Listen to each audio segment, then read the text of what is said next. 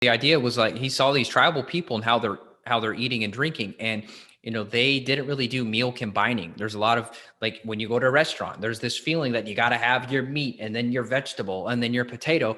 And obviously this is different. I'm not saying we all need to live like tribal people, but what I'm saying is I find it very interesting that their life is more what our DNA expects. Meaning, if they're walking along and they stop upon a bush, they might just gorge on these berries. Or if they stop and find this baobab tree with a particular type of honey in it, they'll cut open the tree, find the beehive, they'll eat just a meal of honey. And then they get the kill and they eat just the meat. So I personally have experimented with that, like just meat, just berries, just starch, and just try to play around with it, as opposed to doing the steak with the broccoli, with the sweet potato.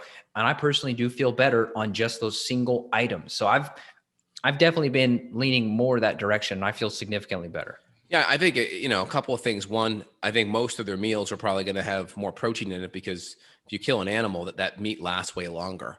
And if you look at a lot of the fruit they were to have back then, I've looked at a lot of these studies that they're a lot more tart, a lot more bitter. They aren't like overly sweet. Like due to hybridization and genetic selection, we've kind of chose the sweetest berries, the sweetest this. So a lot of the fruits way sweeter than what you would have typically found in nature on average. And things like honey would have been a rarity. It wouldn't have been something that you're have access to every single day. And so we have access to it every day. So, if it's something that's every now and then, it's probably not a big deal. But if they were doing honey like that every single day and they weren't as active, right? Because they have to be really active to hunt and kill and do all this stuff, there may be metabolic issues. Oh yeah, I think I read he was just trying to keep up with the tribe. I want to say they were doing something like 10 miles a day walking. I mean, Yeah. just an insane amount of steps. Yeah. Anytime your stress is decent, right? Because, most of their life was just focused on the next meal, right? Killing, having their next meal, obviously making sure shelter is stable. But once shelter is good, then really most of your focus is on food. Hmm. I say food and safety for the tribe. That's it. You're not having to go pay a big mortgage down or worried about your kid's private school, right? So different priorities, right?